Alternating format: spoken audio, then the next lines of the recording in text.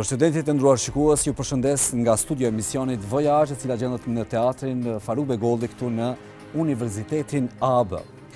Siria është një vend i cili tash e 7 vjet është zhytur në një luftë civile të tmerrshme, ku janë të përfshira shumë palë dhe shumë fuqi botërore të cilat kanë domethënë interesat e tyre strategjike në këtë vend.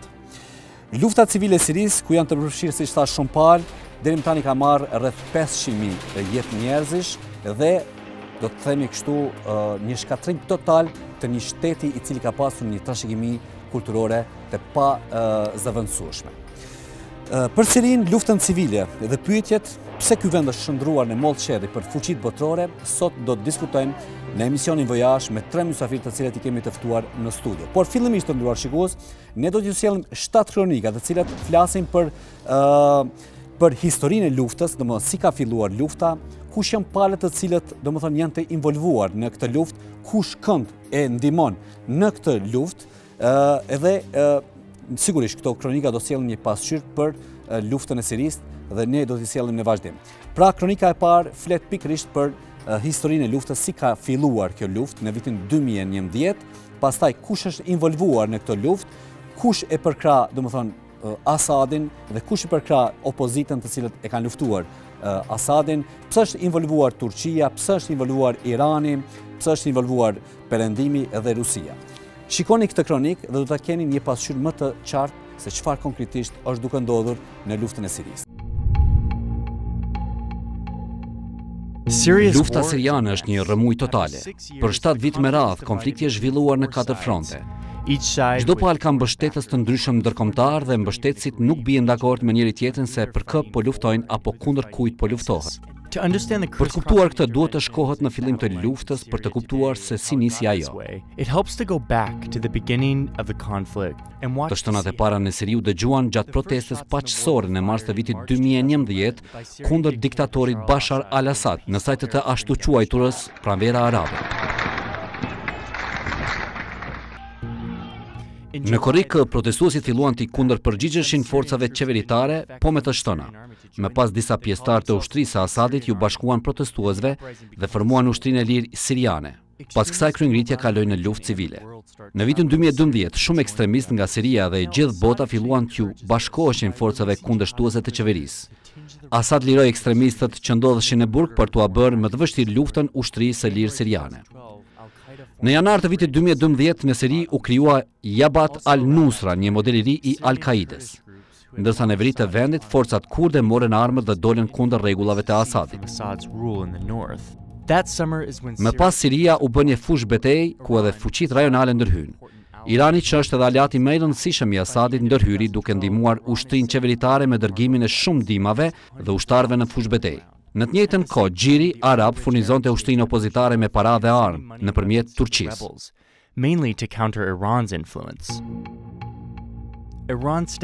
Irani e fuqizoi influencën në Siri me dërgimin e grupimit luftues Hezbollah që është krijuar në Libi dhe mbështetet nga qeveria iraniane. Hezbollah luftoi përkrah forcave të Asadit. Gjiri arab ju kundërpërgjigj duke i dërguar më shumë armë dhe para forcave opozitare siriane, që këtë herë kaluan nëpërmjet Jordanisë. Në vitin 2013, lindja e mesme ishte ndarë në forcat sunite që mbështetësin rebelët dhe në shitët që janë përkrah Asadit. Në prill të vitit 2013, qeveria amerikane me urdhër të presidentit Barack Obama dërgoi në Siri në mënyrë sekrete nga CIA një grup ushtarak për të trajnuar rebelët. Në të njëjtën kohë, SBA-ja i kërkoi Gjirit arab që të ndalojnë në financimin e ekstremistëve, por ishte një kërkesë që u refuzua. Në gusht Asadi përdori armë kimike kundër civilëve, ku shumë burra, gra dhe fëmijë vdiqën. Men, women, children lying in rows, killed by poison gas. It is in the national security interests of the United States to respond to the Assad regime's use of chemical weapons. Në atë kohë ndodhi edhe një reagim i ashpër i Obamas, i cili ishte i gatshëm që të bombardonte Sirinë. Control over its chemical weapons to the international community for its eventual dismantling to avoid a US military strike. The US ends up backing down. Por që u ndalua nga një marrëveshje mes SBA-ve dhe Rusisë, ku Assad duhet të dorëzonte të gjithë arsenalin e armëve kimike ndaj inspektorëve ndërkombëtar. Vetëm një javë pas kësaj, ekuipazhi i CIA-s mbërriti në Siri për për të trajnuar rebelet dhe zyrtarisht SBA merr pjesë në luftën civile siriane. Në shkurt të 2014-s, diçka ndodhi dhe transformoi luftën. Disa pjesëtarë të Al-Kaides u shkëputën dhe formuan të ashtu quajturin Shtet Islamik të Sirisë dhe Irakut, i njohur si ISIS. ISIS nuk e lufton Asadin, por rebelët dhe kurdët. ISIS mostly fights not Assad, but other rebels and Kurds, carving out a mini-state it calls... Ata pretendojnë se kanë formuar një shtet të ri të quajtur Kalifati. ISIS fillon që të pushtojë zonat përreth dhe të bëhet më i fuqishëm. In September, 1 year after... Në shtator të 2014-s, Shtetet e Bashkuara të Amerikës fillojnë një fushat kundër ISIS-it. And we're prepared to take action against ISIL in Syria as well. Kjo fushat konsistoi në trajnimin e rebelëve për të luftuar ISIS-in e jo më Assad. Train those who will fight ISIS, not Assad. The program fizzles, showing that America now opposes ISIS more than Assad, but that there's also no like-minded Syrian proxy forces on the ground in Syria. In August, Në vitin 2015, Turqia fillon që të bombardoj kurdët në Irak, të cilët edhe ata po luftonin kundër ISIS-it në Siri. Turqia gjithashtu nuk bombardon ISIS-in në Siri. Gjithë kjo pasëguri dhe shëbaat në pikpyetje se kush duhet të goditet, ISIS apo Assad, krijon shumë konfuzion tek forcat kurde, se në cilën anë qëndron Amerika. This makes for a lot of unclear and confusing alliances. The next month in September, Asadi ka humbur terren gjatë gjithë kësaj kohe ndaj ISIS dhe rebelëve. Në shtator të vitit 2015, Rusia ndërhyn duke thënë se do të bombardojë ISIS-in, por në fakt avionet rus kanë goditur vetëm forcat rebele anti-Assad, pavarësisht se këto të fundit mbështeten nga Shtetet e Bashkuara. Në këtë pikë janë shumë grupe jashtë vendit të përfshira në luftën e Sirisë, saqë edhe aleatët më të mëdhenj nuk bien dakord se me kë janë armiq, kë mbështesin dhe si e bëjnë ata. So as it stands now, Syria is in ruins. Even as Këto kontradikta janë një përgjigje se pse kjo luftë nuk ka përfunduar ende. Fueling each of the groups, it's clear that there's still no end in sight. Edhe pse të nderuar shikues, Shtetet e Bashkuara të Amerikës që nga fillimi kanë qenë të involvuar në konfliktin e Sirisë, ata kanë nguruar ta zgjidhin këtë çështje deri në momentin kur regjimi i Bashar al-Assadit ka përdorur armët kimike. Ndërhyrja e fundit ka qenë para ca ditësh kur bombardua, domethënë disa caqe të ushtrisë dhe uzinave të prodhimit të armëve kimike nga Shtetet e Bashkuara të Amerikës, Franca dhe Britania e Madhe. Të shohim domethënë një kronik që flet për angazhimin amerikan dhe specifikat e këtij angazhimi në luftën e Sirisë.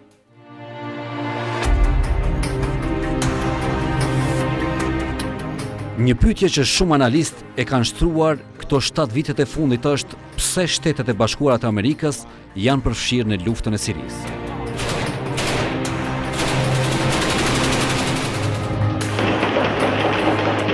Shtetet e Bashkuara kanë nguruar që të ndërhyjnë në Siri, por kanë vepruar për 2 arsye kryesore. Së pari, ISIS filloi të zhvilloje të pushtonte goxha terren në Siri në vitin 2013. Një vit më pas, SBA-t nisin sulme ajrore kundër grupit terrorist. E së fundmi ka dërguar afro 2000 trupa toksore në luftë.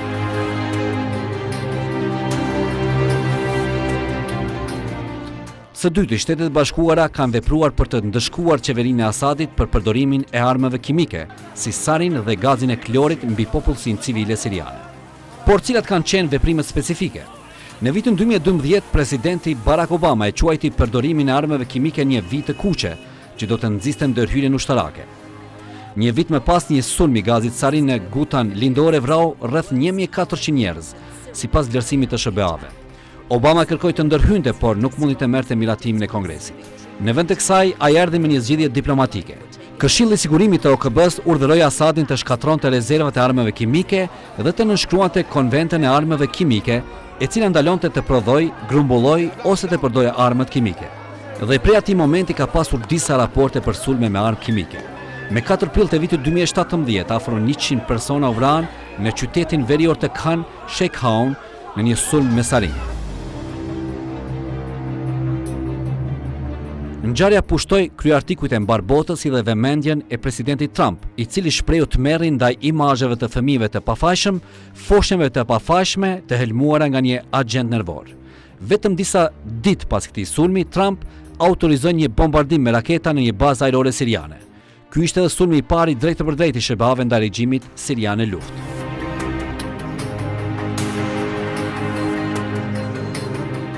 Por si ka qenë jeta për sirianët gjatë këtyre viteve? Shumë analistë thonë se jeta për qytetarët e Sirisë ka qenë e tmerrshme. Familjet të siriane shpesh nuk plotësojnë as nevojat më themelore si ushqim, strehim dhe kujdes mjekësor. Fëmijët nuk mund të shkojnë në shkollë, lufta po zhvillohet në qytete dhe nëpër rrugë. Prej fillimit të luftës, më shumë se gjysmë milioni sirian janë vrarë, 1 milion të tjerë janë plagosur dhe 12 milion, më shumë se gjysmë popullsisë e vendit, janë detyruar të largohen nga shtëpitë e tyre. Më shumë se 5.5 milion janë larguar jashtë vendit dhe janë regjistruar si refugjat.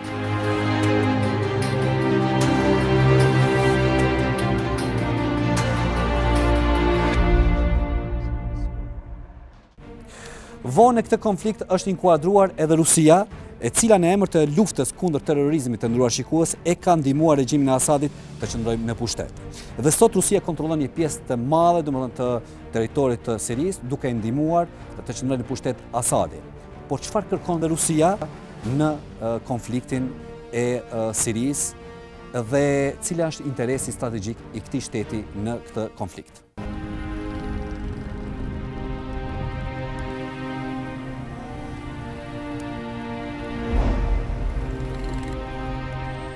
Besnikëria midis Sirisë dhe Rusisë ka rënë të thella që në luftën e ftohtë. Gjatë viteve të 70-ta, Bashkimi Sovjetik mori ndikim në Siri, duke i furnizuar me armë dhe ndihmë. Megjithatë, pasi Bashkimi Sovjetik u shpartallua në vitin 1990, Rusia e zvogloi ndikimin e saj.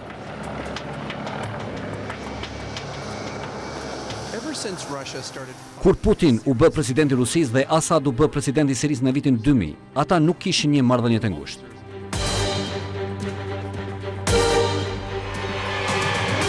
Megjithatë, kur Putin filloi të zgjeronte ushtrinë e Rusisë në mesin e viteve 2000, ai mendoi se ishte e mençur të fitonte aleatë të fortë në lindjen e mesme. Richard Reeve, drejtori i programit të sigurisë së qëndrueshme në grupin hulumtues të Oxfordit, ka thënë se Putin filloi të mendojë për zhvillimin e Rusisë përsëri si një fuqi e madhe. Marrëdhënia u zgjerua edhe më tej gjatë pranverës arabe, një seri protestash dhe demonstratash në lindjen e mesme dhe Afrikën e Veriut në vitin 2011. Kur Libia arriti të përmbys udhëheqësin e tyre afatgjat Muammar Gaddafi, Rusia e pa këtë si një minim të ndikimit e saj në botën arabe. Kjo bëri që Putin të kërkoj aleat në vendet e tjera të rajonit, duke u kthyer përsëri në Siri dhe tek Asadi. Dhe alianca supozohet të ketë më pak lidhje me vetë Asadin dhe më shumë për interesat e Rusisë në rajon. Gjithsesi, Asad u bë zgjidhja e qartë për një aleat, sepse ai ishte një simbol i rezistencës të revolucioneve dhe përpjekjeve për ndryshimin e regjimit.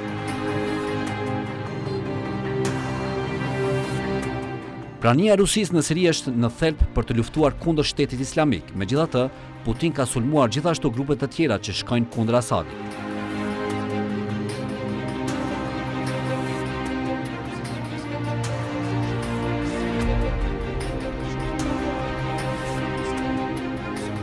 Rusia ishte duke mbajtur Asadin dhe qeverinë e tij, duke nisur sulme ajrore kundër opozitës, duke dërguar forca speciale në grup dhe duke furnizuar trupat me ushqim dhe ndihmë.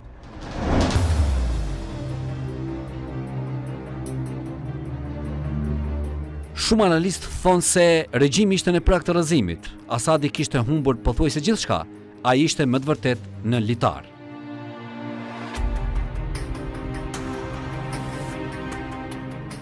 Ata thonë se përfshirja ushtarake ruse ka arritur të paktën ta përkrahë përkohësisht situatën, duke lejuar regjimin e Asadit të fitojë territorin e marrë nga rebelët. Analistët thonë se Putin ndërhyri për të ndaluar kryengritjen që kishte simpati amerikane dhe perëndimore. Ai donte të parandalonte që kjo të ndodhte në Siri. We're off the coast of Syria with the Russian Navy. Por përveç këtyre vlerësohet se Siria është e rëndësishme për Rusinë për shumë arsye, duke përfshirë edhe vendodhjen e saj strategjike gjeografike në lindjen e mesme. Kjo pasi që ndër tjerash flota detare e Rusisë në qytetin port të Sirisë Tartus lejon hyrjen në Mëdha. Pas Patët mundësi të ndëruar, shikues të shikoni involvimin e rusëve të perëndimit, po tani kemi edhe një shtet tjetër që e përkra Bashar al-Assadin të qëndrojë në pushtet. Dhe kjo është Republika Islamike e Iranit, e cila ka furnizuar qoftë me armatim, qoftë edhe me ushtar, domethënë të cilët kanë luftuar për ta mbrojtur Assadin. Po çfarë kërkon në fakt Irani dhe cila është interesa, të themi, të Iranit në Siri? E ndjekim kronikën. Irani synon që përmes involvimit të tij në luftën civile të Sirisë të arrijë disa objektiva. Në një vazhdimin e luftës kundër terrorizmit, për Iranin prania e Daeshit në Irak dhe Siri ishte kërcënim direkt për stabilitetin e tyre dhe rrjedhimisht e dobësonte ndikimin iranian në këto dy vende. Presidenti Rouhani vitin e kaluar theksoi se rënja e Assadit e transformon Sirinë në një parajs për terroristët dhe se prioritet për Iranin është lufta kundër terrorizmit. Irani edhe pse mbështet zhvillimin e negociatave në të njëjtën kohë, vazhdon luftën kundër grupeve rebele të cilat regjimin e Damask i konsideronte si terroriste. Pavarësisht epilogut të luftës civile në Siri ose në rast të arritjes së ndonjë zgjidhje, prania e grupeve terroriste në territorin sirian është justifikues për Iranin, me qëllim që edhe më tej të jetë i pranishëm në Siri. Nën 2, mbështetja për integritetin territorial. Forcimi i autoritetit qendror dhe ruajtja e integritetit territorial të Sirisë është të jetë i rëndësishëm për Iranin. Madje, çdo rivizatim i kufive të Sirisë për të do të ishte i papranueshëm. Ministri i Punëve të Jashtme të Iranit, Mohammed Javed Zarif, para disa kohësh ka deklaruar se ndryshimi i kufive e përkeqëson edhe më tepër situatën në rajon. Nën 3, institucionet stabile. Për Teheranin zyrtar, stabiliteti i institucioneve në Siri është i mundur vetëm nëse në pushtet qëndron Assadi.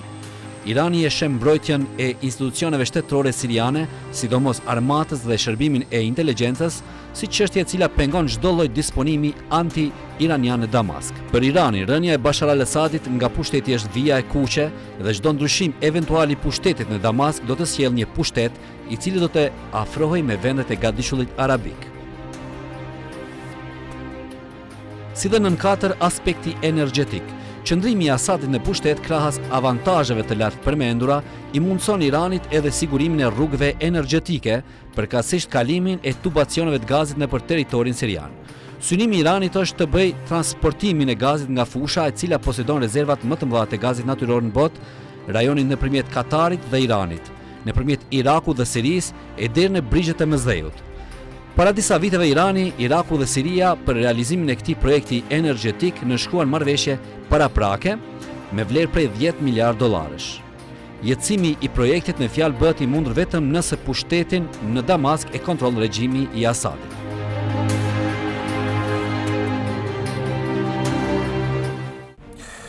Të nderuar shikues, më herët e thamë që kjo luftë, pra lufta e Sirisë, ka marrë jetën e rreth gjysmë milioni njerëz.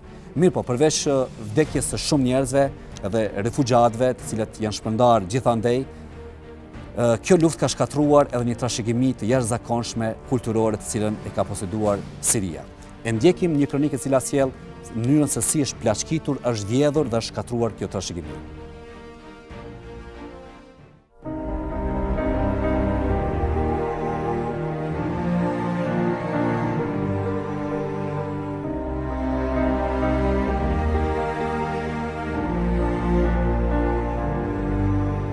Organizata e Kombeve të Bashkuara ka njoftuar se nga ekzaminimi i pamjeve nga ajri të 18 zonave historike, ka konstatuar se 290 ambiente të trashëgimisë kulturore në Siri janë dëmtuar. Qendra operacionale e Institutit të Kërkimeve të OKB-s, UNISAT, ka publikuar pamje satelitore të zonave të trashëgimisë kulturore në Siri.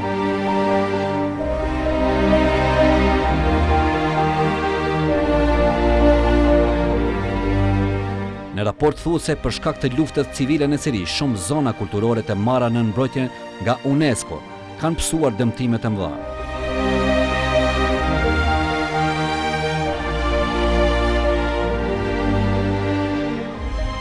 Sipas informacioneve të raportit, shumë vende historike në Halep, Damask dhe Raqqa janë dëmtuar. Në raport vjen theksi tek vlerat disa mijë vjeçare të trashëgimisë kulturore që mbart ky vend.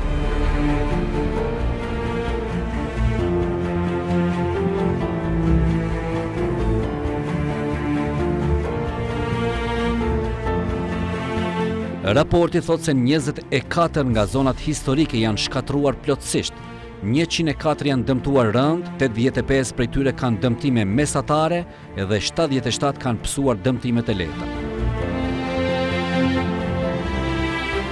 135 zona historike nga 290 prej tyre ndodhen në Halep. Sipas pamjeve të publikuar në faqen e internetit të Unitar, vihet re ndryshimi total i këtij qyteti, ku shumica e këtyre zonave kanë pësuar dëmtime shumë serioze. Në pamjet e publikuara i kushtohet vëmendje edhe trashëgimisë kulturore në Damask, e cila është pjesë e UNESCO-s dhe e pasuri botërore, ku duken qartë dëmtimet e këtyre qendrave historike.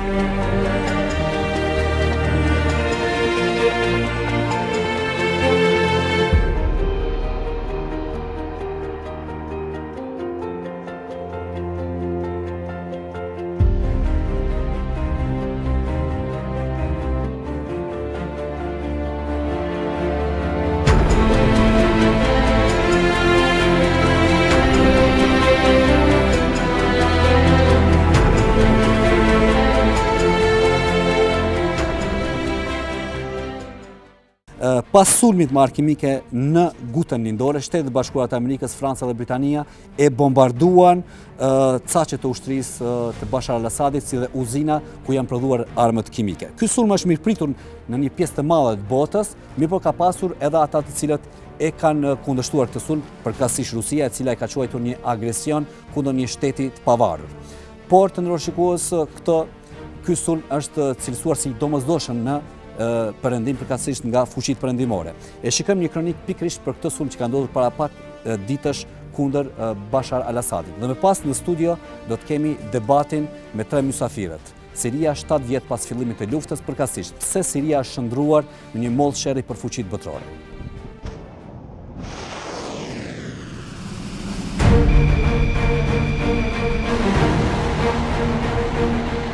Shtetet e Bashkuara të Amerikës, Britania e Madhe dhe Franca kanë bombarduar objektiva të shumta qeveritare në Siri në një operacion me qëllim shkatrimin e bazave ushtarake dhe uzinave ku prodhohen armët kimike, të cilat po përdoren nga ushtria siriane ndaj popullsisë civile. Shpërthimet goditën kryeqytetin Damask si dhe 2 vende afër qytetit të Homsit, ndërsa janë evakuar mijëra banor, ka deklaruar Pentagoni.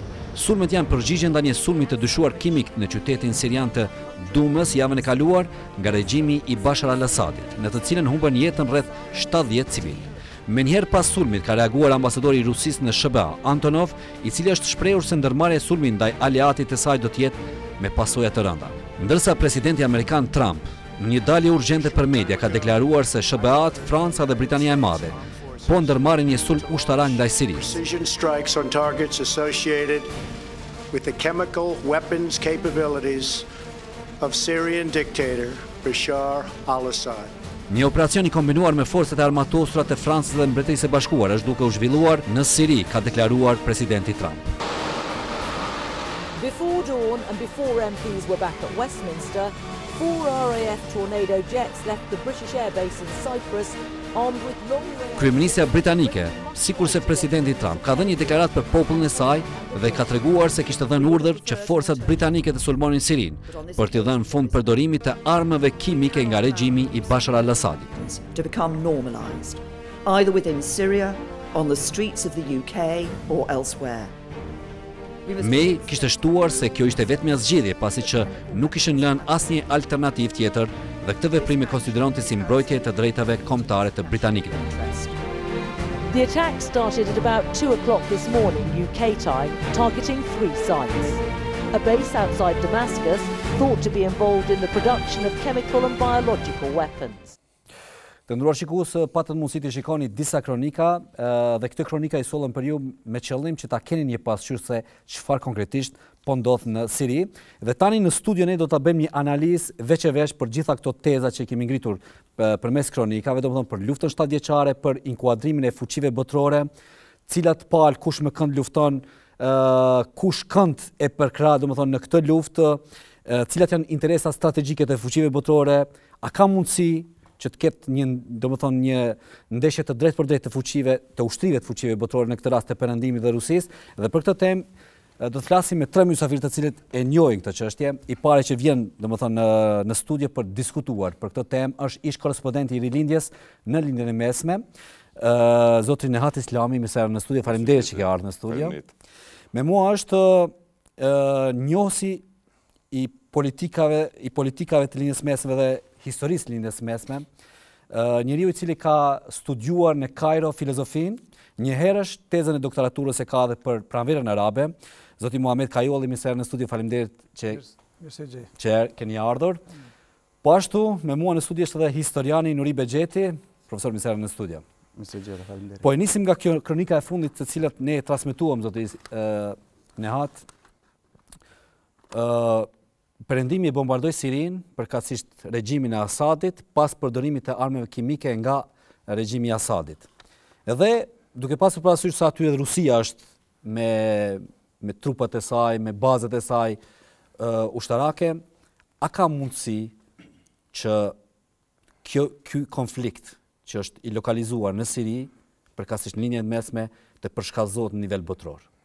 Unë mendoj se tash për tash nuk ka mundësi që ky konflikt të përshkallëzohet, pasi tani për tani konflikti po shkon nga shurja e tij. Ne do të diskutojmë edhe gjatë këtij emisioni se ka janë ato rrugë. Mirë, por në përgjithësi ky bombardim tash i caqeve të prodhimit të arve kimike ka qenë i domosdoshëm, ka qenë kirurgjikal, shumë preciz dhe ka gjatë fare pak, dhe sipas gjitha gjasave ka qenë i koordinuar me bashkimin me Rusin, sepse Rusia e ka ditë se amerikanët dhe anglezët dhe francezët nuk do t'i godasin caqet ruse në Siri. Dhe ju mendoni që për shkak të një komunikimi që e kanë rusët me perëndimin, nuk le, domethënë, një opsion që mund të ketë një konflikt botror? Jo, nuk do të ketë konflikt botror, sepse pasi që tani po përgatiten disa skenar, njëri ndër më të mundshmit është dërgimi i fuqive të përbashkëta arabe, të kontingjentit të përbashkët të armatave arabe. Si forcë paqëruese. Forca paqëruese në Siri dhe sipas gjitha gjasave ata do të jenë të udhëhequra nga Arabia Saudite, nga Katari, Egjipti, Emiratet e Bashkuara Arabe, dhe do të marrin pjesë natyrisht shumica e shteteve arabe. Do të jetë një përsëritje e fuqive të përbashkëta arabe, të cilat intervenuan në Liban në vitin 76, kur unë kam qenë korrespondent, e pikërisht pjesën më të madhe të asaj armate të përbashkët e përbante Siria.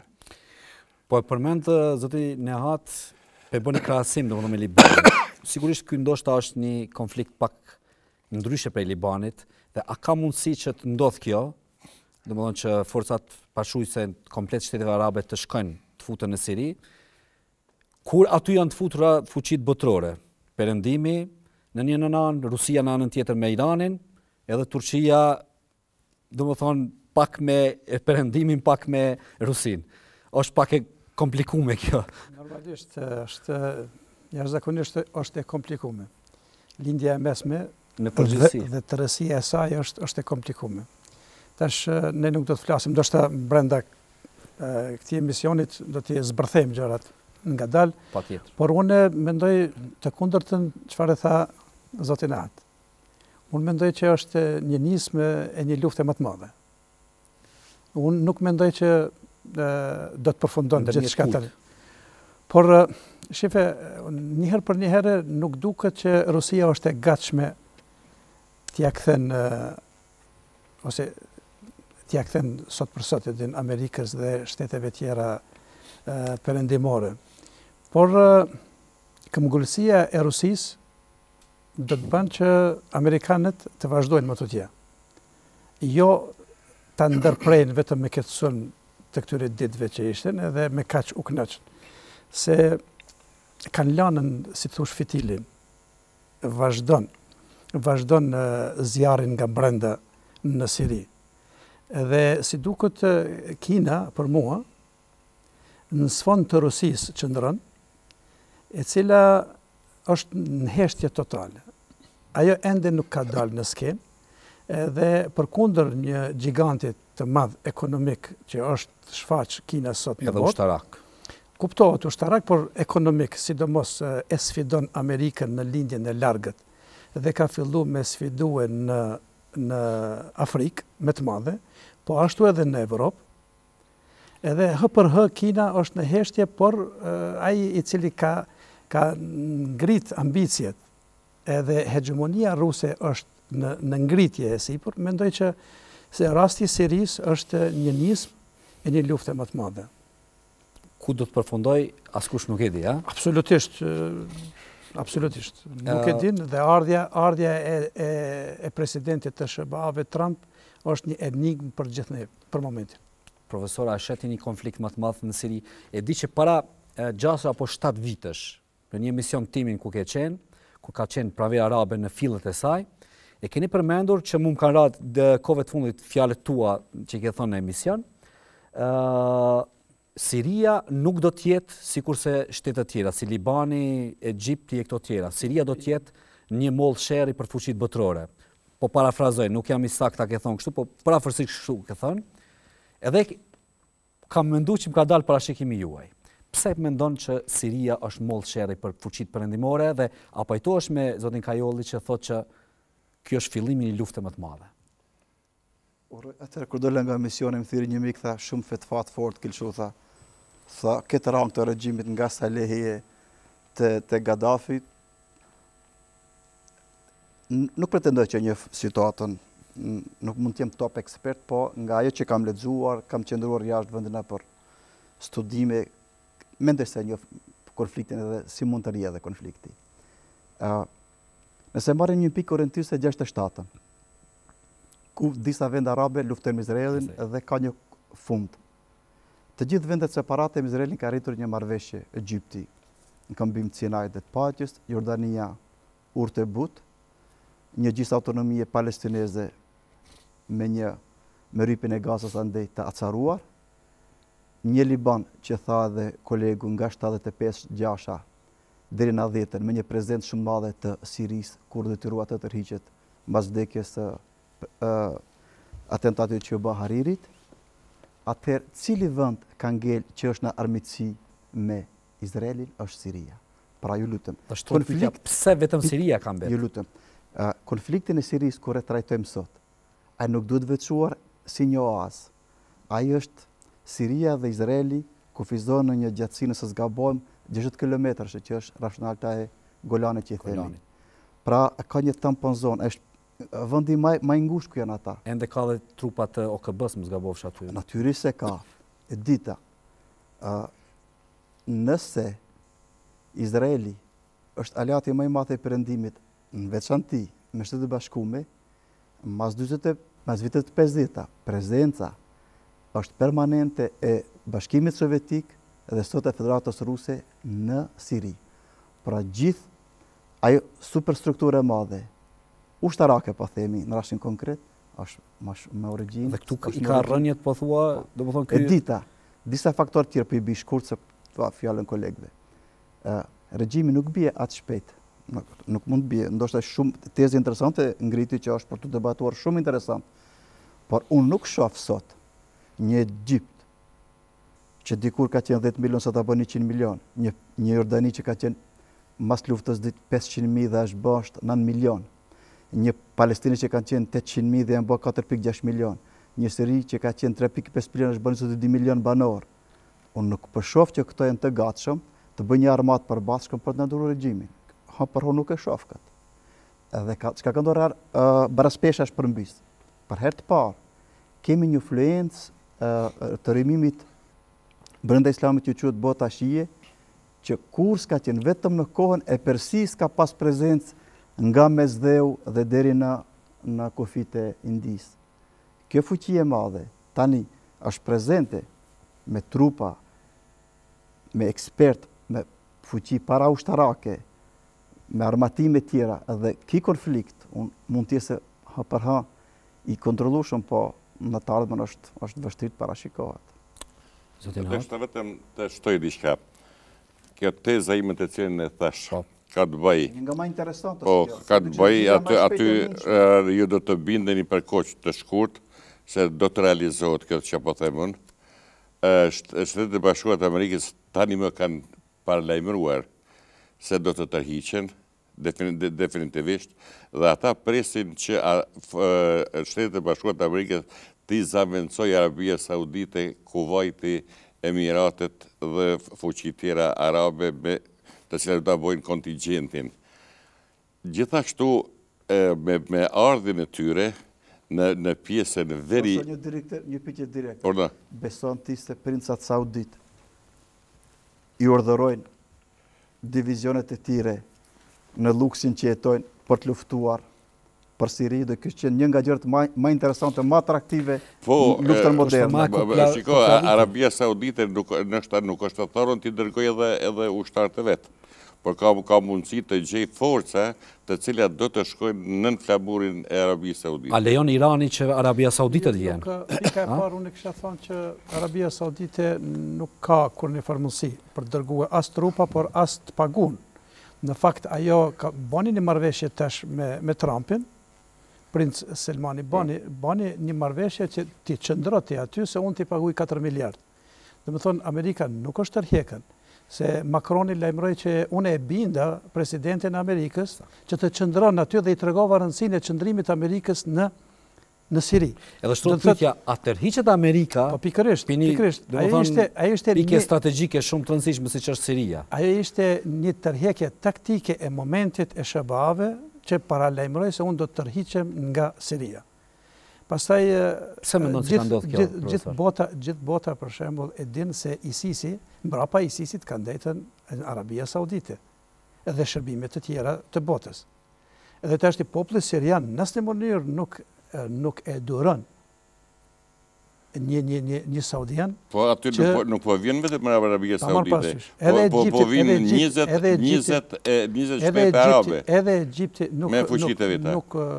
Egjipti ka dhënë pëlqimin e vet për këtë ide. Nuk mund të ndodhë. Ideja mund të jetë, po e realizueshme nuk është. A pranon edhe Irani, shtot pyetja që Arabia Saudite me qenë pranishme aty. Duke pasur parasysh, po pikërisht mund të ketë shpejt një luftë. Irani nuk pajtohet, natyrisht nuk pajtohet, mirë për nëse po një marrëveshje ndërkombëtare ke fjalën. Amerika dhe Bashkimi Sovjetik merren vesh që në Siri të vinë forcat e përbashkëta arabe, atëherë ka mundësi. E tash do ta zbërthejmë se profesori lashtini në një tezë shumë interesante. Shumë interesante që pa pritur ishte kjo. Unë nga ajo retrospektiva historike që kompare evoluimin e ngjarjeve dinamike, aty ka një super dinamik në ato vende. Një Egjipt është sot për sot i ngërthyer me probleme të jashtëzakonshme të brendshme. E gjithë armata egjiptiane dhe forcat e sigurisë merren duke luftuar, duke mbrojtur rendin e vet dhe duke luftuar gjithandej Sinajt dhe duke garantuar siguri për një pakicë relativisht të madhe, më shumë se 10% të krishterëve kopt. Kjo është fakti. Nuk shoh kapacitet të Egjiptit me dalë jashtë kufive të saj për të luftuar. Unë e lexova 10% që janë. Mund të thojmë pa jashtë. Me leje, lutem. E dyta, një Arabi Saudite sot për sot është mbërthyer në luftën civile e ashpërndajtëmërshme që zhvillohet në Yemen. Ai ka kontraktuar trupat hujet, vetëm nuk i fut përveç aviacionit. Ajo që po shohim. Edhe për gjithë dyrit përsi, ka një rival ekstrem fuqishëm të madh, siç është Republika Islamike e Iranit, po. Nëse Rusia ka vendosur me zhveshtim të mbajë Siri, të gjithë vendet tjera përreth, duke shtyr edhe NATO-n, do e kenë vështirë për të futur trupa toksore për flas. Cili është, hajde po ndalemi edhe veç e veç për secilin shtet, cilat janë interesat e tyre strategjike të pranisë në Siri. Që kërkon Rusia në Siri?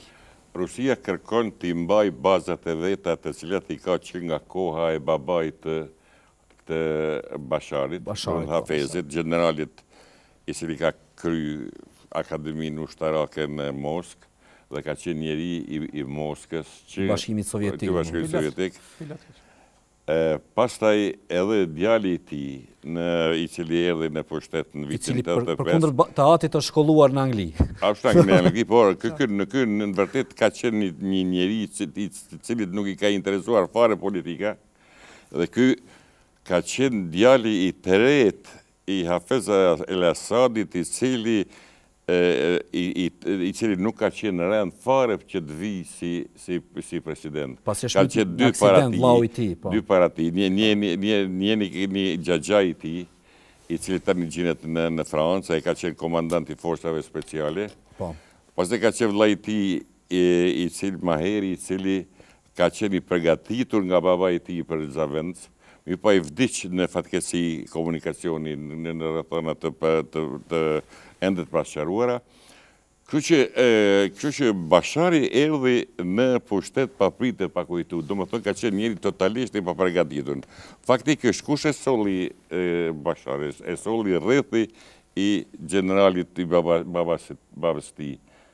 Se ata donin një njeri nga oborri, atë edhe pse ishte Republika, i ka qenë obor mbretëror, sigurisht që është edhe sot, se faktikisht dihet Siria është republikë presidenciale. Këto lidhet domethënë i kanë qenë kohët e Bashkimit Sovjetik. Edhe Rusia e ka pasur në kohën e babait të tij Tarsusin, portin e Tarsusit, të vetmin port që ka pas Bashkimi Sovjetik gjithsesi ma vonë Rusia në linjën e mesme.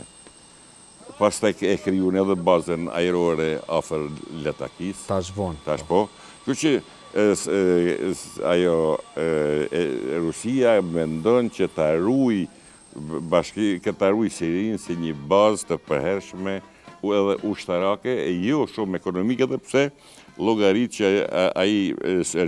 Rusia tani do të jetë forca kryesore e rimkëmbjes së ekonomike të Sirisë. Edhe dihet se ajo rimkëmbje do të kushtoj një $500 miliard, nuk dihet ka do të vinë ato, por dihet se Rusia është interesuar që të fillojë shfrytëzimin e rezervave të naftës, të cilat në Siri janë nga 500 milioni barel në ditë, por nafta e Sirisë është naftë e dobët, sepse ka shumë sulfull edhe nuk ka ndonjë çmim të volitshëm në tregun botëror. Do t'i kajolli, interesi rus në Siri, a ka të bëj me daljen, me këto baza që i përmendi, me daljen në Mëdha? A është vetëm këtu, apo është edhe pak ma e thellë se kaq? Normalisht, ka edhe gjëra tjera të cilat... Çka për shembull? Përveç daljes në Mëdha. Nëse marrim për shembull çështën ekonomike, Rusia është interesuar që gazi nga shtetet arabe mos të del në Evropë. Edhe aty kryqëzori është Siria, kështu që gazi nga Emiratet nuk mund të vijë në Mëdha, shkaku i Sirisë, nga se Rusia është e interesuar që gazi i saj të shitet në Evropë e jo gazi arab. Kjo është një prej pikave strategjike ekonomike të Rusisë. Përveç domethënë strategjike daljes në Mëdha. Për shembull, ajo që e tha profesori, pajtoj. Kjo është ekonomik. A ka të bëj kjo edhe me pastaj edhe ka të bëj për shembull me ne e dim që Rusia në kohën e luftës së ftohtë, domethënë sa ishte Bashkimi Sovjetik, ishte një fuqi toksore. Edhe ajo u shpërbë aq keq, aq thellë, sa që në 2014 Obama i tha Rusia ka ngele një gjyq, që është një fuqi regionale, mund thuhet. Edhe si duket këtu e ngritjat arrushën, kjo fjalë u ngrit. Edhe atëherë i tregoi interesat e veta më shumë edhe më fort. Putini u interesu që të jetë prezent në Siri. Rusia pretendon të rikthen ish Bashkimi Sovjetik, por të është me një forcë tjetër krejtëruse. Kjo është e dyta, përveç profesor 3, domethënë pika e 3. Pika e 4 është Rusia është ka fenë krishtere ortodokse dhe pretendon që është ajo mbrojtëse e ortodoksëve në botë. Gjo që në Siri ka dikon prej 7 deri në 9%, duket deri në 10, disa thojnë 10% janë krishterë ortodoks. Profesor, në kontekstin historik si e sheh këtë, domethënë hegemoninë ruse që po përmend profesori në linjën e mesme? Apo rikthehet domethënë Rusia në kufit që i ka pasur në periudhën e Bashkimit Sovjetik? Në sferat e interesit. Temën qendrore kemi në Siri, ju lutem. Po, Siria është do të kuptojmë një gjë. Federata Ruse. Ai një herë ndodhi Bashkimi Sovjetik ku se mbatën do të vetën gjysmë e botës ishte influencë e tyre. Araja. Federata Ruse nuk lejon më të afrohen kufive të saj shumë. E dyta. Ajo aneksoi Ukrainën. E pushtoi dhe aneksoi, i bëri aneksim edhe me dokumente e bëri të vetën dhe nuk pyet. Ku është flota ruse në ujrat e ngrofta? Është në detin e zi. Po ku ka pikë, si tha profesori tjetër, ku flota ruse mund të ankorohet? Është në Siri. Dhe asnjë port tjetër. Cile fuqi rajonale, s'po them botërore, po e fuqishme në mesdhe po e marrëm si pikë orientuese, do lejonte ku e ka një bazë t'ja marrësh, me asnjë çmim. Edhe bombardimi i fundit, nëse e vërejtet, nga deklaratat e ekspertëve, leadershipit generalve, pra ju tha Rusisë, ne do bombardojmë, largoj 20 nëse ke dikun ata 3 pikat e bombardimit, se mos kemi dhe një incident. Pa e në vëmëndshëm këtë punë. Për mendimin tim, Rusia në asnjë çmim nuk do lejoje që interesat e saj të preken në Siri. Ju thatë, e pyetët kolegun përveç Rusisë, një faktor shumë i rëndësishëm me interesa shumë të mëdha në këtë konflikt është Republika Turke. Ato do ta bisedojmë pastaj. Se pas Rusisë po duhet Shtetet e Bashkuara të Amerikës. Njerë fuqitë botërore, këto superfuqia me ne harrojmë faktorin më të rëndësishëm rajonal. Faktori më i rëndësishëm që edhe ka ushqyer bazën ideologjike të gjithë atyre grupimeve të pafundshme të organizatave politike ushtarake që një pjesë e konsiderueshme janë futur në listën e organizata terroriste që kanë bërë akte të dhunshme. Bazën e kanë të konflikti izraelito-palestines. Pra, Izraeli është fuqi cili do të marrë patjetër në konsiderat këtë konflikt. Holl me shumë me reduktu problemin. Shteti që ka interes më të madh që ky konflikt të zgjidhet, ku edhe fjala e tij të dëgjohet është Izraeli. Por Sirinë ke fjalën. Por Sirinë absolut nuk diskutohet kjo. Po mirë, çfarë kërkojnë Shtetet e Bashkuara të Amerikës, domethënë dhe cili është domethënë interesi strategjik në Siri? Interesi strategjik i amerikanëve në Siri është me Sirinë dhe rreth Sirisë. Me linjën e mesme. Po, linjën e mesme. A lidhët kjo dhe me Izraelin? Po, edhe me Izraelin, edhe me Libanin, edhe me Turqinë, edhe me Irakun. Kërë që natyrisht nëse dalim edhe me Egjiptin, edhe këto shtetet tjera arabe, afrikane, Amerika ka qenë gjithë një aleate që nga lufta e dytë botnore e deri në vitin mund të them edhe sot, por do ta dim historinë e prezencës të Bashkimit Sovjetik në linjën e mesme. Ajo ka qenë jo vetëm në Siri, por ka qenë shumë prezente edhe në Egjipt në kohën e Nasserit. Sepse revolucionet socialiste që boshin atëherë në botën arabe kishin përkrahjen e Moskës, por edhe ato luftat e cilat u bën 5 lufta kundër Izraelit, kryesisht janë zhvilluar me armatim të Rusisë. Derisa erdhi Sadati edhe i ndërpreu raportet me Rusinë, se se as armata arabe nuk ishte në gjendje të fitonte me Izraelin, por as armatimi rus nuk ishte armatim kualitativ. Dhe thjesht, SBA-t kërkojnë që të largohet ky ndikim rus në linjën e mesme? SBA-t duan të ruajnë status quo dhe ta kenë prezencën e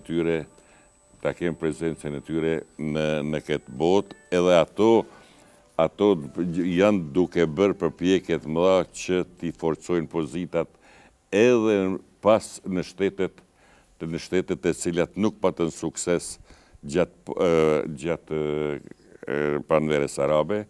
E kur e kemi parasysh Egjiptin, du të dim se Egjipti në fillim të kohës Al-Sisit kishte lidh marrëdhënie shumë të forta me Rusin, mirë po dal nga dal edhe ato raporte fillun jo të zbehen, por fillun të ngruhen në raportet me Amerikën, sepse Amerika filloi të ndihmoj edhe me armatim edhe me kapital, si dhe i dha një përkrahje të madhe Sisit, i cili historia do të tregoj se vërtet bëri një gjakderdhje në ndaljen e atyre turbullirave, mi po arriti të ruaj Egjiptin, i cili ka qenë në rrezik të madh të shkoj rrugës së Sirisë gjatë asaj pranvere arabe. Përgjakshëm që është në Siri. Zoti Kajolli, SBA-t, domethënë ndikimi i tyre në lidhje mesme, cilat janë interesat konkrete dhe pse SBA-t janë të pranishëm në Siri? Profesori Nuria e përmendi Izraelin, është një faktor vendimtar për lindjen e mesme. Amerika është një shtet superfuqi globale. Përkundër tash Rusia, që është një fuqi kontinentale, mund të themi, pa dyshim. Duke qenë se SBA-ja është një shtet me fuqi botërore, e vetmja superfuqi botërore, ajo do të jetë prezent në çdo vend. Pika e parë. A është më e thellë se kaq? Normalisht. Përveç domethënë ndikimit global që e kontrollon botën në kontekstin. E kontrollon botën. A është më e thellë se kaq? Pas rrahjes së murit të Berlinit, ishte rast që SBA-ja të futet edhe me ushtri, me këmbësorinë e saj në lindjet mesme, gjë që nuk ishte më herët. Deri në vitin 1979, Irani ishte aleat me Amerikën. Me revolucionin islamik ndryshun raportet. Irani ishte një shtet shumë i afërt me Amerikën përkundrejt atëherë Bashkimit Sovjetik, ish Bashkimit Sovjetik. Dhe ndryshun raportet.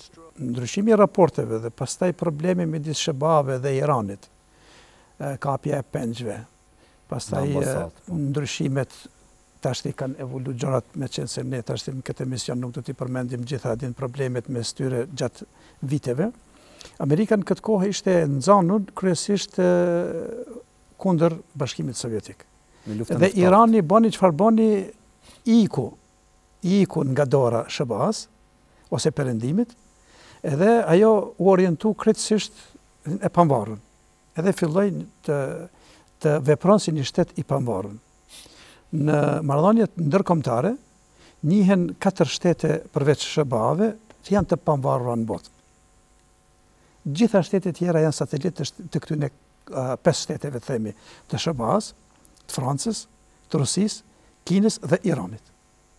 Nuk ka shtet tjetër të pavarur në botë. Gjitha janë aleat të njëra tjetrës. Tani prezenca e Iranit vërtet ishte rrezikshme për Izraelin.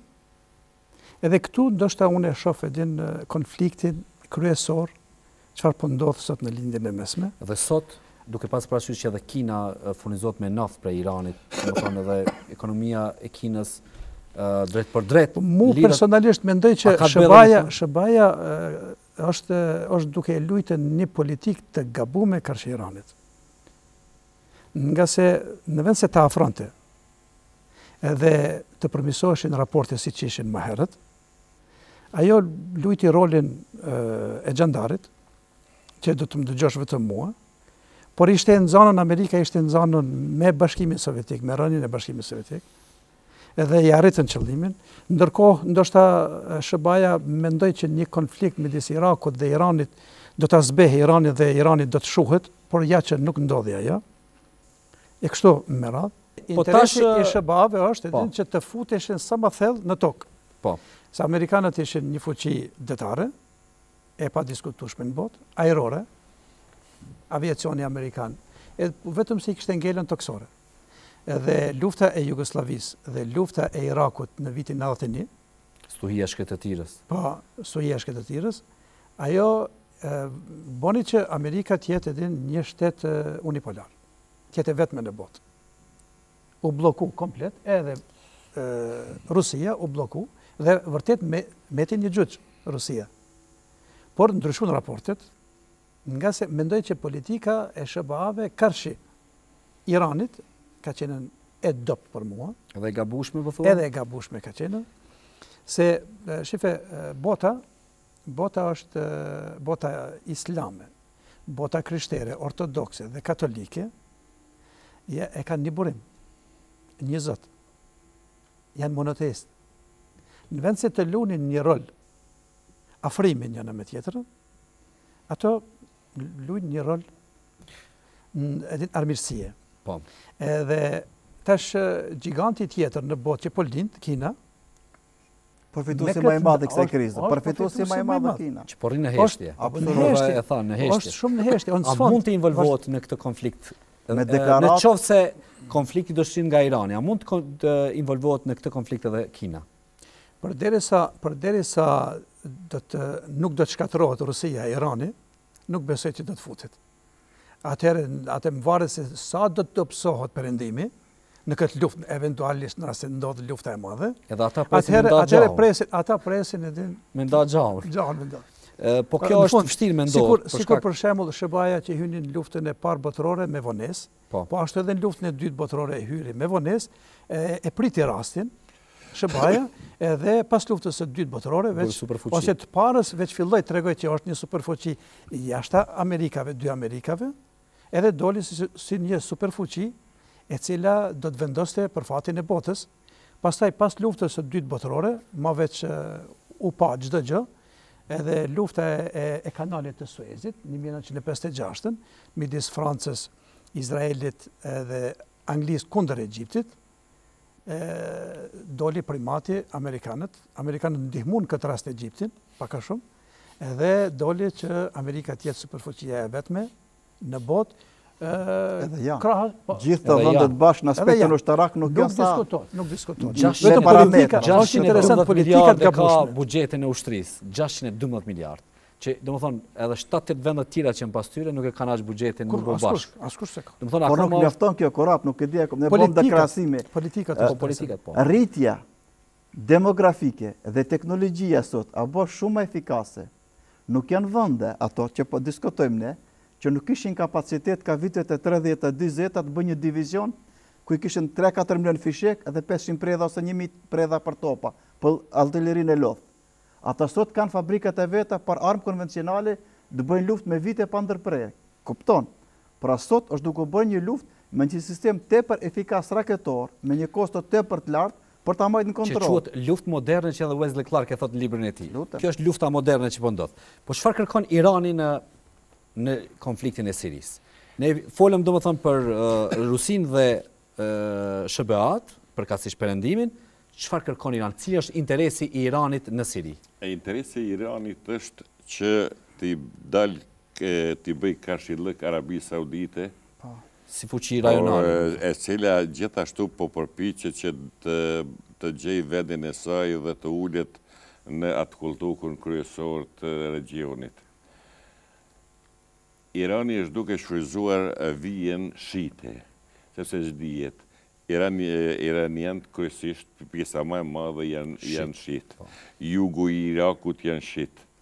12% i Sirisë alauitet janë shit.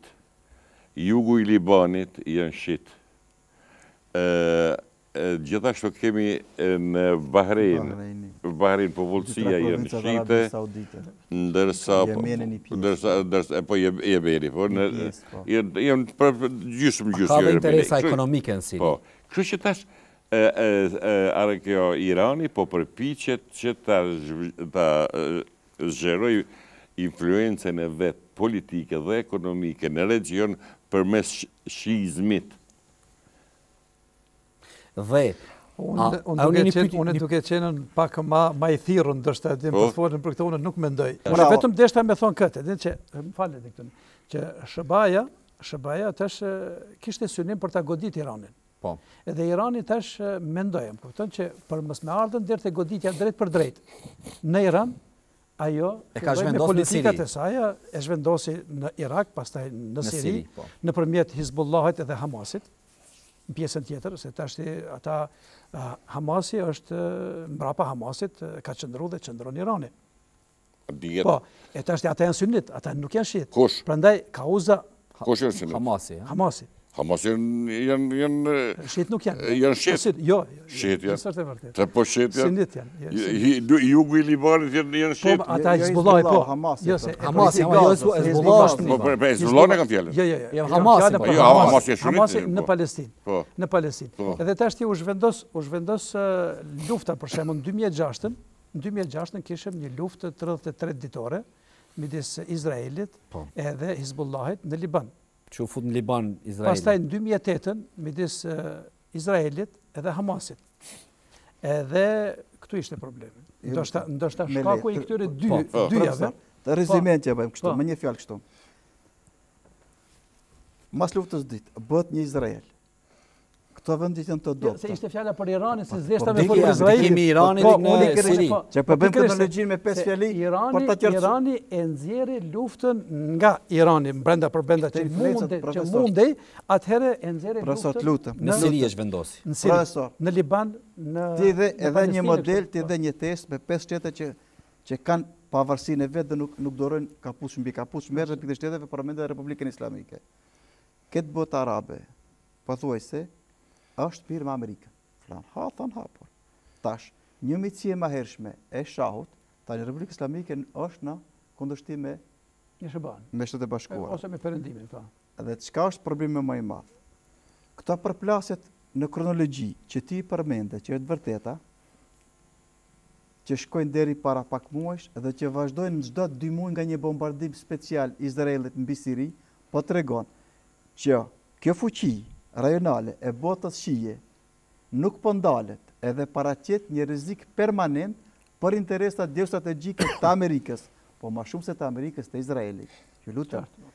Nëse dikush dën me voçu këtë konflikt Siris, sa herë që ne ta themi konfliktin e Siris, është e pashmange faktori Izraelit, ju lutem. Normal. Absolutisht. Nuk e di çfarë flasim. Çka të flasim na jashtë Izraelit, jemi kot. Aty lidhet edhe interesi perëndimit faktikisht, përkatësi SBA. Profesor, edhe diçka tjetër. Për dallim nga bota suni, me të spindor, mos e merr për fire, bëj pak me i dhënë sharm emisionit. Bota perse ka bë hapa gjigant sa e përket të prodhuarit dhe punës me teknologjinë e vetanake. Kjo është e matshme nga institutet shumë prestigjioze perëndimore. Ata po modifikojnë, ata po kopjojnë. Pra nëse blet një raketë ruse, ata mas një viti e modifikojnë raketën.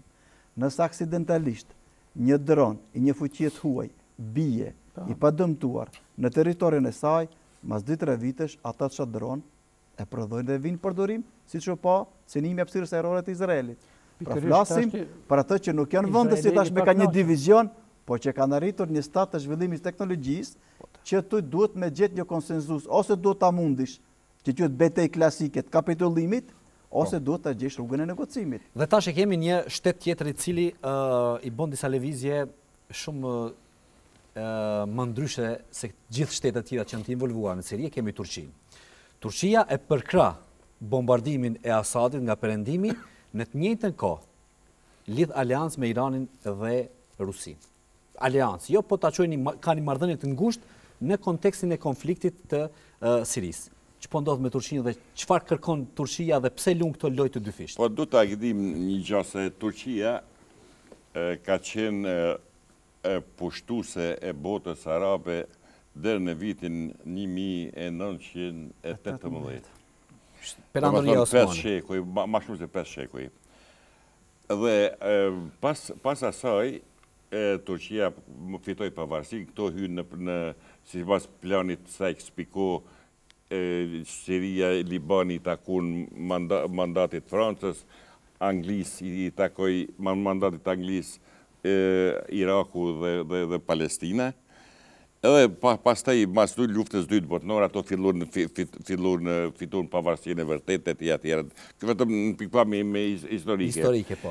Turqia është ajo e cila ka interese strategjike në botën arabe dhe bota arabe ka interese që të ketë afër Turqinë. Pa marrë parasysh se e kanë pas pushtues. Po pse kjo lojë dyfisht, zote? Çfarë po tregoj? Siria njëherë mas pari ka për qëllim që ti mos të lejoj themelimin e shtetit kurd në Irak. Atje ekziston vetëm është një republikë, e pavarur, jo, republika është u quhet republikë, po ajo quhet shtet në Irak. Kurd. Ta që e shpallën pavarësinë para pak kohësh. Po. Ata kanë armatën, kanë parlamentin, kanë ministritë e tyre, etj. Por kanë tanksa, kanë avione. Po, ordo? Kanë edhe tanksa edhe avione. Po, edhe avione tjera. Ndërsa e ke pjesën tjetër në Siri, edhe atje jetojnë 2 milion kurd, të cilët kanë qenë aleat kryesor të Shteteve të Bashkuara të Amerikës, të Turqisë, edhe të aleatve, do më thonë, kundër ISIS-it. Turqisë se dia kanë qenë, se kanë luftu me turqit ata. Jo, ata nuk kanë luftu atër gjatë luftës kundër ISIS-it. Kanë qenë me opozitë. Kanë qenë me opozitë. Turqia i ka luftu faktikisht tash. Tash po gjithë. Me ndërhyrjen tash ushtarake. Tash, por po flasë për kohën ISIS-it kur është luftu. Gjatë kohës e luftës kundër ISIS-it, Turqia jo që nuk ka luftu kundër tyre, por ka bashkëpunu me ta. Nësa ju kujtojt në Kobane, kur ISIS-i sulmon të kurdët, Turqia ju ndihmoj që të mprohen nga ISIS-i. Por tash, Turqia e ka pa rrezikun, dhe më parë, dhe e frigohet që edhe kurdët e Siris të kryojnë, ata ka kryuar autonomi dhe të mos pavarësohen. Ajo është një element. Do më thonë nuk e lenë zgjerimin e kurdëve në kontekstin e krijimit të shtetit tyre. Në tokën siriane. Po, se pasen që se krijon tokën siriane vjen në Turqi. Edhe kështu. Ka influenca në Siri, me qemi të tema Sirisë.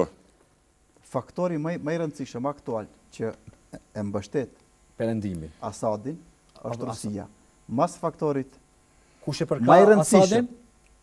Faktori më i rëndësishëm involvuar jashtë, më i pari si masmeje, është Rusia, nga të jashtëmi. Po, natyrisht. Edhe Irani. I diti përka lidhja fizike, faktor shumë i rëndësishëm, involvuar me aktor tjerë lokal, dvegjel ati, është Republika Turke. Në çfarë konteksti? Kuptimi se kufiri, Siri, Turqi është i gjatë minus 1 kilometër, 900 kilometër, nëse s'ka bojë me gjeografi. 900 kusur. 900 kusur.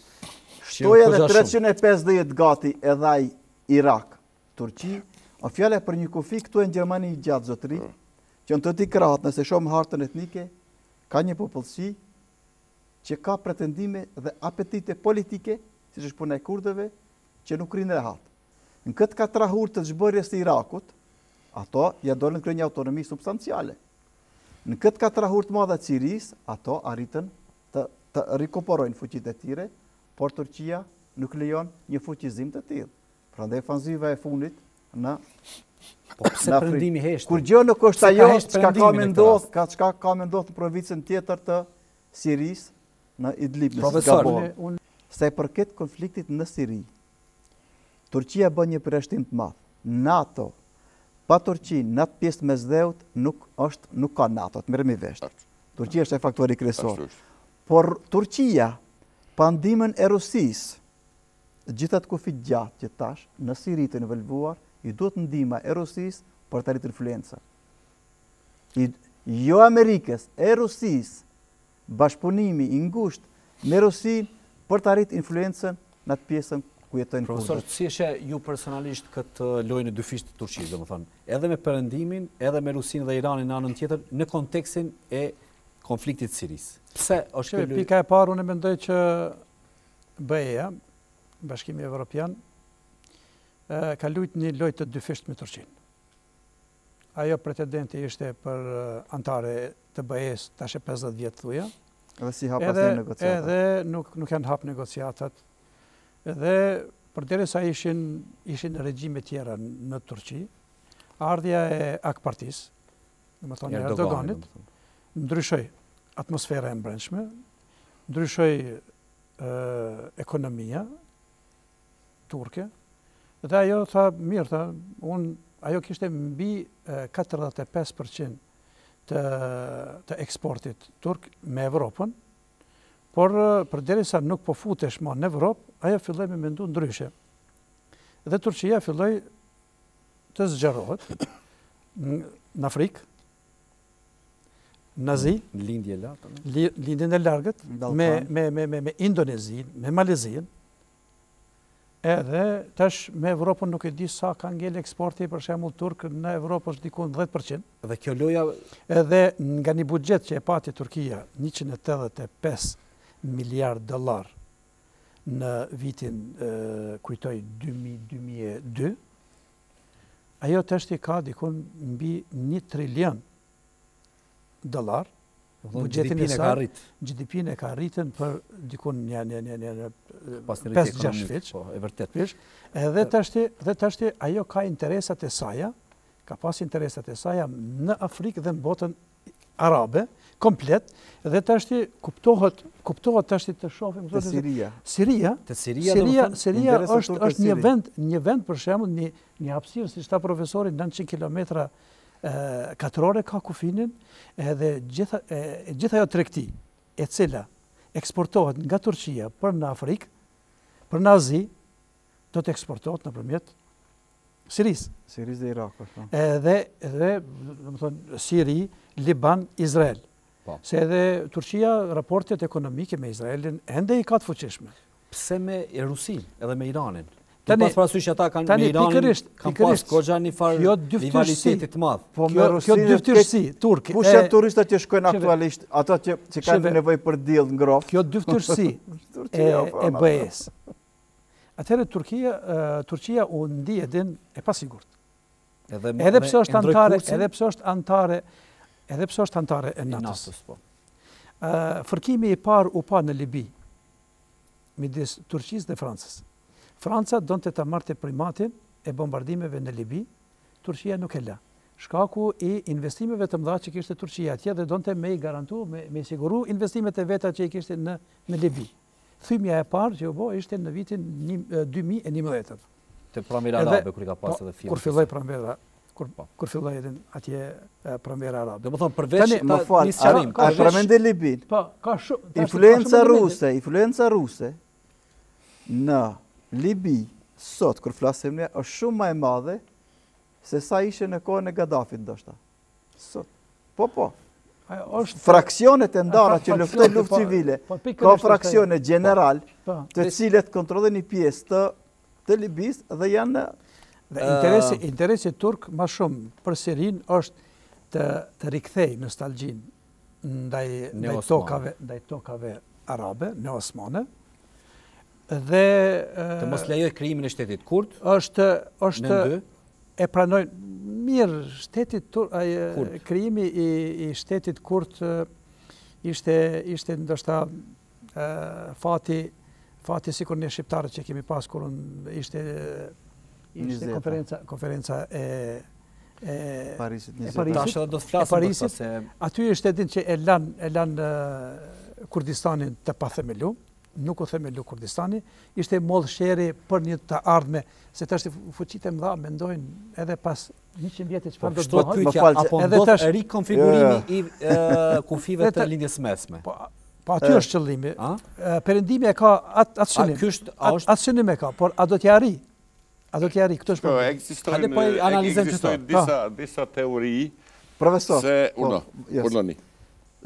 S'do ta kërkoj ndjeqje të ndërpres. Këtë sheri i madh ka nis me sherifin e Medinës, 1916. Ai një burr në mosh me të spit në dorë kishte një kombinim me britanikët. Dhe janë bën 100 vjet. Ai tash 100 vjet, tash 100 vjetori as e 4 orë madhe që ka prodhuar botën ata hapësira dhe rac po bëhen. Me Lorencin Arabis. Po pikërisht. Nëse me filmin e famshëm. Sa më mirë ta shohësh se si ai kombinimi saudito-britanik ka prodhuar zinxhir situata shmandej, që sot e gjithë ditën nuk i ditë fundi. Dhe teza është tash që po dojmë me diskutu rikonfigurimi ose rivizatimi i kufive në lindjen e mesme, të cilën Perëndimi don me i korrigju të cilat i ka bërë gabim para 100 vitësh. Apo ndodh kjo? Po shiko, këtu Turqia është e interesuar që të marrë disa pjesë të Irakut të Veriut, mirë po, si mas gjitha gjasave, ajo nuk do të rrjetet, pasi që atë teritore kanë zonë kurdët. Po. Ekziston një plan në Siri, që nëse do të vazhdon të lufta, atër Siria do të ndahej në 3 pjesë. Pjesën lindore do të kishin sunitët, pjesën perëndimore alawitët, ndërsa veriun kurdët. Aty ku janë edhe rusët alawitët. Po, alawitët janë 8% shumë pak, nuk mendoj që pretendojnë, as që mujnë ndonjëherë me bërë shtet alawitët. Jo Bregdetin mirë ka. Me gjithë Bregdetin. Profesore kanë edhe përkajnë ruse. E majnë prej Latakis e të poshtë deri në Homs. Kështu që mirë po, kjo është vetëm bisedë teorike. Teori.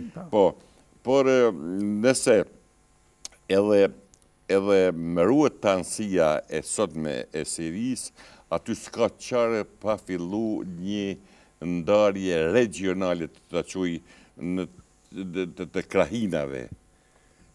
Për shembull, edhe këta kurdët do të kanë kriju veç autonominë e tyre, të cilën pushteti i Siris do duhet të anjo, me kush që ata të mos ndahen. A ka gjasa që kjo pjesë e Siris e kurdëve të bashkohet me ato të Irakut? Po ata kanë atë qëllim. Mi po Turqia nuk po lejon. Turqia nuk po lejon, po Amerikanët po dënë me bo. Amerikanët ende janë duke shikuar seri, sepse Amerikanët nuk po dun tash që të prishin marrëdhëniet me Turqinë, por nuk po dun të prishin marrëdhëniet as me kurdët, prandaj edhe e pengun Turqinë që të vazhdoj aksionin e filluar kundër kurdëve. Po. Nuk, kërë që ata dhe edhe futën armatën e vetë, e cila e tha se ne jemi këtu, prandaj ju Turq, ju lutem të keni parasysh se nëse vini kënej do të ndesheni me ne. Edhe unë ma herët e bëna pyetjen, Perëndimi nuk reagoj për ndërhyrjen e Turqisë në kundër kurdëve, domethënë. Pazaret mëdha janë ato do të nuk mundet të reagojnë. Nuk mund të reagojnë se është interes më i madh se sa ata tash nuk e humbin Turqinë për shkak të një pjesë të vogël për shembull e kurdëve, kur Turqia ka mbi 25-30 milion kurd i ka brenda për brenda. Edhe është një aliat shumë i rëndësishëm në atë pjesë të botës së Perëndimit. Dhe Amerika nuk don që ta humbë asnjë mënyrë Turqinë. Bota perëndimore, ne kemi çka i fshefim gjërat se me marrë flasin njerëzit. Perëndimi, me ato hapësira gjeografike që mundi rezultuar me shumë pasuri. Kur i ka caktuar kufit, i ka caktuar me shkop në kam, dy general jam caktuar në kam, si gentlemana, edhe kanë thonë, këtu Mosuli, këtu është Libani, edhe i kanë rënë një vi. Këse kufish kanë vendosur. Edhe janë vite drejt, është shumë e çuditshme. Këto pasoja, të lutem, këto pasoja fix para tash është 100 vjetori. 100 vjetori, po. Sa eksplikojë? Sa eksplikojë 16, po. Këto pasoja paguhen tani. Po se jemi ku e përsërit shumë herë.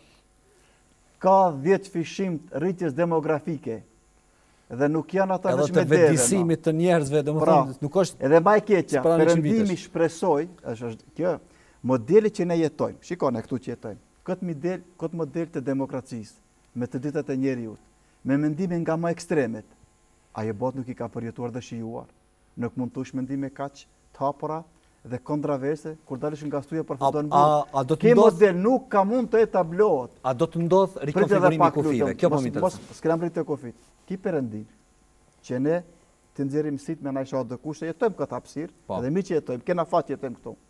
Ka mbështet regjime, si në mesjet, ku kur dënohesh ti nuk ka detet e njeriut, po me shpata presin kokën, a e kupton ti këtë gjë? Dhe kjo është ajo që ne e shikojmë dhe jetojmë në një botë virtuale ku e shikojmë ne këtë, këna me pa dhe me dëgjuar. Këtën pasojët çka do mbjellësh do korrish. Kjo është fatkeqësia. Profesor, ju ishit skeptik në kontekstin e ridefinimit kufive në lindjen e mesme. Pse? Shifë, unë kam pa disa harta. Çfarë harta? të rikonfigurimit të kufive. Si do të duhet bëshin, a? Si do të duhet bëshin. Do me thonë, tashe... Kuj ke pa ato harta? Tashe 25 vjet i kam pa këtë harta. Kuj ke pa?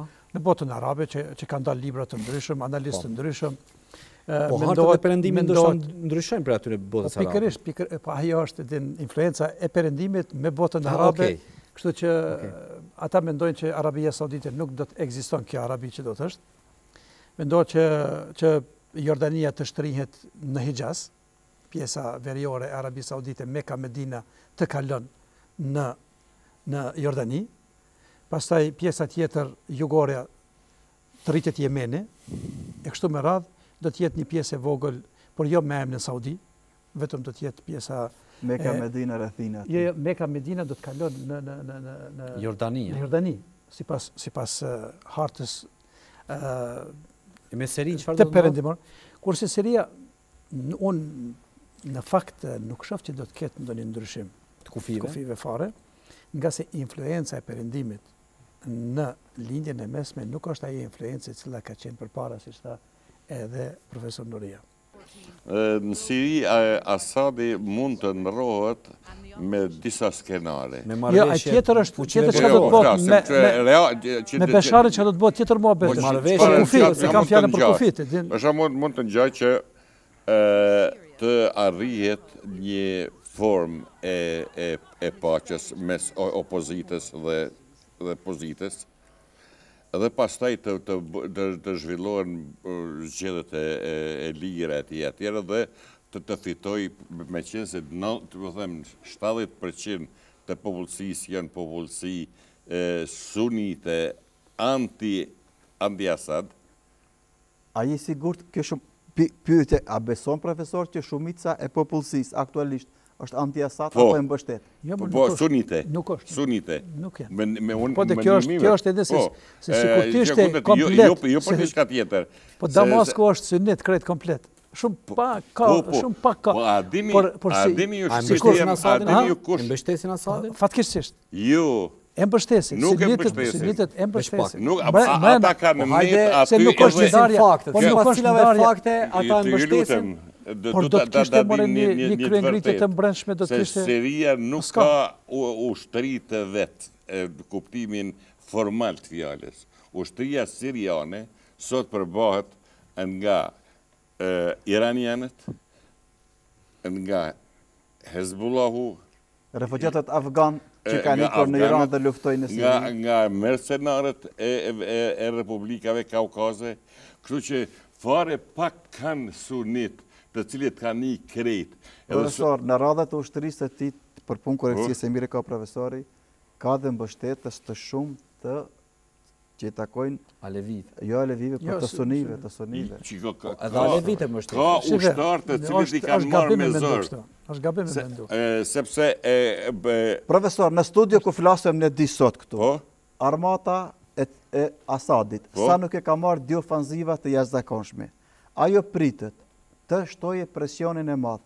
Ajo pritet të fshi provincën e Darës, që është kufi Mjerdoni, që i ka 1 milion njerëz, ku veç Jordania i ka 700.000 refugjate mezi po i mban, edhe provinca tjetër këtu e Idlibit, ku i ka pas 2 milion banor, 1.8 më herët, shto edhe 1 milion refugjate që i ka aktualisht e provincën 3 milion banor, ku atje situatën e kanë grupet islamike, edhe ku pritet të ketë një dramë shumë më interesante dhe me aktor shumë më të fuqishëm, që unë parashof involvimin e Republikës dhe armatës turke për atë provincë dhe armatës siriane. Pra, unë kështu e parashof për fund. Aje që do vije. Të të mirë mi vesh, në Siri ka vdek më rezistenca ushtarake... Kundër Asadit. Kundër Asadit. Jo, dhe kanë me të gjepat. Të gjepat që për mene kanë ngele. Kanë me disa gjepa dhe ata gjepa... Do t'jetë... Vetëm Idlibit do t'jetë shumë katastrofe madhe. Në provincën e Idlibit sot jetojnë 3 milion banor. Jërë mbledh gjithë këta kundërshtarët e regjimit. Më falë. ISIS, Al-Nusra, ISIS, formacionet tjera lokale të transformuara që kanë ndru emblemat, stemat, flamujt, komandantat e tjera në strukturu, të gjithë kanë përfunduar ati. Edhe Asadi nuk i falë këta. Jo. Se a e shetë para përëndimit, a ishi thot ju, që bombardojshin natë ditë këto formacione, a ishte që se lishi vendin këtyre në për tunele, unë i kam tokën time edhe unë po i luftoj. Pra në punë propagandës, edhe në propaganda këtë e shetë. Thë që unë po i luftoj ma shumë se ju nga toka, ju nga ajri, nga toka po i luftoj. Ja nuk është kontestuse, për që në po flasim. Në po flasim masit përfundojnë gjitha këto, dhe pasit të vi një... Profesor, di fjalit bukra për këndjes.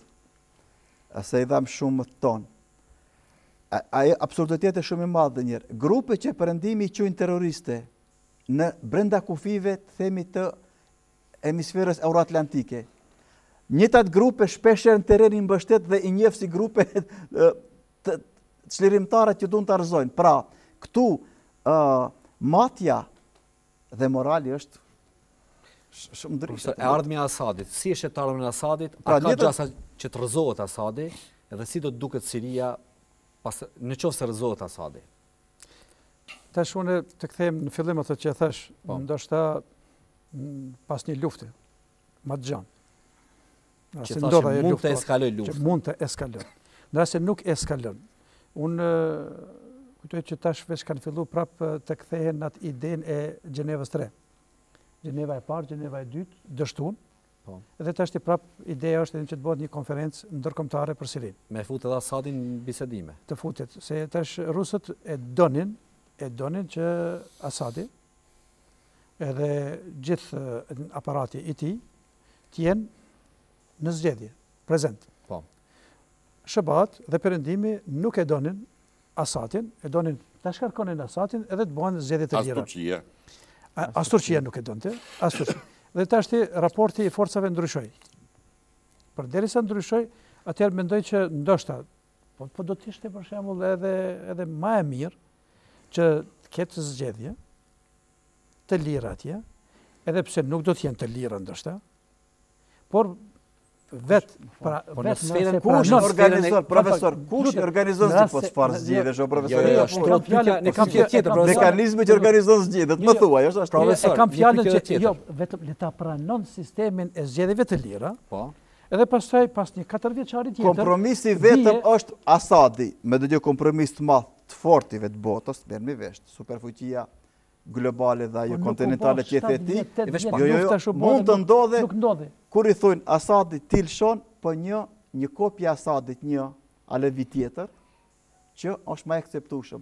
Mos priti që ti ka Asadi dhe të vjen një suni, ta dërtojmë shtik. Harroje vetëm me brutalitet nëse e rëzojnë. Profesor, tutëm. Një pyetje shumë edhe në qoftë se unë besoj që të kësë zgjedhjet lira. Mund ndodhin zgjedhjet lira. Mrekulli të kështë që kjo mrekulli jam e ndonë. Në sferën e ndikimit kujt do të mbetet Siria? Në qoftë se do të ketë zgjedhjet lira. Po, shife, unë sa kujtoj, për shembull Republika Islamike e Iranit nuk e ka përkrah Asadin si Asad, si individ. Thotë përderisa është i dhunshëm në fillim të luftës 2012, 2011, 2012, 2013, deklaratat e tyre ishin që ne nuk e përkrahim dhunën. Ne jemi kundër dhunës. Por ama për momentin, përderisa nuk ka një opozit qartë, atëherë kujt më alon shtetin dorë, ishte përkrahja e Iranit ndaj këtij regjimit. Edhe tash mendoja, kupton që ashtu siç ka pas zgjedhje të lira në Iran, atëherë do të jetë një përkras edhe në Siri që të ketë zgjedhje të lira. Unë mendoj personalisht. Në Iran kur ka pasur? Ka pas disa zgjedhje. Gjithmonë zgjedhjet janë të lira atje. Po tash tjetër është çfarë ne dim këtë për shembull. Atje kanë krahasuar me vendet arabe. Ato janë zgjedhjet lira. Jo, ato janë zgjedhjet lira. Shiko, përjashtuar Izraelit, të lutem, përjashtuar Izraelit në ata rajone që bën zgjedhje, mund të themi më fe. Libani ka zgjedhje të lira. Edhe Libani. Edhe Turqia, edhe Irani. Edhe Irani ka. Këto janë ka me demokraci më të etabluar, po është vërtet. Kanë. Dhe tash mendoj që fryma demokracitë e Bin Salmani kërkon Arabinë Saudite të lutem. S'ka asgjë. Faleminderit shumë që ishit pjesë e emisionit tim. Të nderuar shikues, faleminderit edhe ju që na ndoqët për rreth 1 orë 30 minuta. Shihemi të dielën tjetër në orën 16:30 në Radio Televizion e Kosovës. Mirëmbëngjes.